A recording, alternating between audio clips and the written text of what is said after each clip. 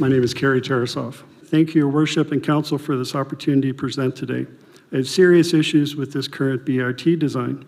At the May transportation meeting, administration was unable to provide a platform capacity number to Councillor Ford. Turns out, there is a 2019 document on the city's plan for growth webpage that states the recommended platform dimensions are 36 meters by 4 meters, which will comfortably accommodate 12 to 20 waiting passengers. Now Terry Schmidt, General Manager of Transportation and Construction, stated this at last month's council meeting. So the station capacity is about 200 people on these platforms, with buses coming every 10 minutes, especially if you're running articulating buses, which can hold up to 100 people standing. We believe there's sufficient capacity at these platforms. Let's consider the implications of that capacity at the pilot station. We're sitting out here at the COC and the sample BRT platform, which is to scale, length and width, but it's not representative of what will happen in College. College is a dead-end hallway. So in College Drive, where you see so many people have been walking on and off here, you can't do that in College. There'll be a retaining wall here, which pushes you in. You can't walk off this yellow strip because you'll get hit by a bus, and at the other end there's a wall as well. So the only place you can come in and go out is that narrow end, which makes it very uncomfortable. And they're saying 200 people can be on this platform, and a bus, they say, can hold 100, the big buses.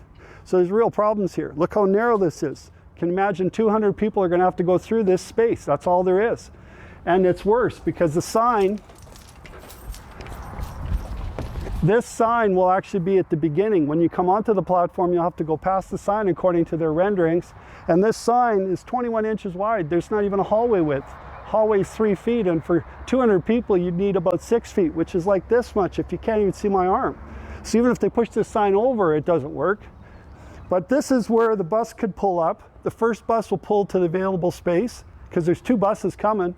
So one's going to pull up here with 100 people. The door is going to be here. People are going to try to get on in a hurry. And they're going to try to push on. They're going to be walking here, walking through here.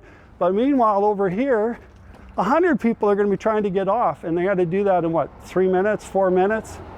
That's impossible. It's going to be mayhem. And there's another 100 people here still trying to mull around.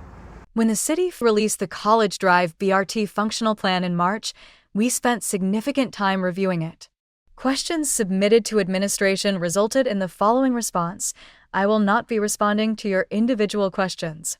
This refusal to answer taxpayer questions is unacceptable. Our only option now is to pose some of the outstanding questions here, with the hope that someone on council will also see the merit in getting answers.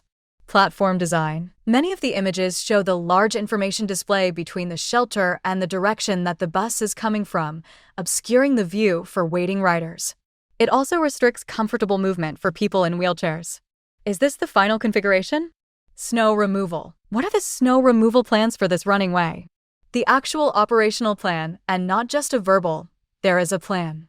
Detour plans. What are the detour plans for this running way if a transit lane becomes unavailable? Again, the actual operational plan. Dedicated curbside lanes. Center running contraflow was approved by Council in 2019.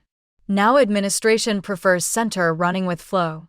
Dedicated curbside lanes are more familiar for users and eliminate many logistical concerns with center running lanes. Was this considered? Private driveways. With reduced travel lanes, was private driveway removal considered on the south side of College Drive, as the in-service road safety review suggested? Impact of lane removal. With the removal of one through lane of traffic each way on College Drive, what is the operational impact on traffic? The results of the recent CMA Plus road safety audit have not been shared publicly, as the College Wiggins audit was. Cost estimate. What is the cost estimate for this proposed functional plan? The report only states that it is funded by the BRT Red Line ISIP. The ISIP application form stated, the Red Line BRT transit corridor runs approximately 18 kilometers flowing east-west. This application form had a cost estimate of $92.7 million for the Red Line, and that was based on a conceptual design plus or minus 20 to 30%. How can you vote on this capital project without knowing a current cost estimate? Administration already recognizes that scope adjustments may be required. A quarter of the BRT funding is direct from Saskatoon taxpayers, but I bet all the BRT fixes to make the system work properly later on will be 100% on the back of taxpayers. So getting things right from the start is crucial.